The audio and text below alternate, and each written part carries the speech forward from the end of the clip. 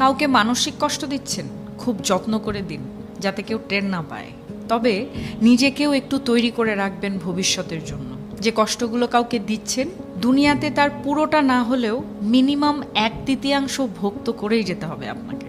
গোলাকার এই পৃথিবীতে আপনার দেয়া কষ্টগুলো ঘুরে ফিরে কিন্তু আপনার কাছে একদিন না একদিন ফেরত আসবে।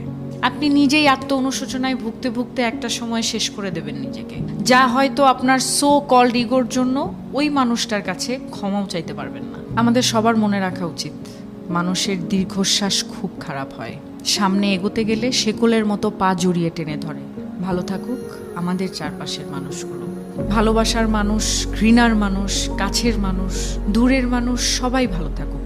অভিশাপ না দিলেও রুহের হায় বলে একটা কথা আছে, যাকে রিভেঞ্জ অফ নেচার বলে, যেটা আমাদের বিশ্বাস করতেই হবে। প্রকৃতি কিছু ভোলে না, সময়ের ব্যবধান মাত্র। সময় মতো হয়তো আমরা বুঝে উঠতে পারি না ঠিক কোন কাজের শাস্তি পাচ্ছি। কাউকে কষ্ট দিয়ে, অপমান করে, কাউকে কাঁদিয়ে, কাউকে কথা দিয়ে বেমালুম ভুলে যাই আমরা। কিন্তু মনে রাখবেন, প্রকৃতি কখনো ভোলে না, প্রকৃতি ক্ষমা করে না। প্রত্যেকটা মানুষ তার খারাপ কাজের শাস্তি কিছুটা হলেও এই দুনিয়াতে ভোগ করে, কদিন আগে কিংবা কদিন পরে, কিন্তু সে শাস্তি পাবেই। এমনকি এই মুহূর্তে আপনি যার সাথে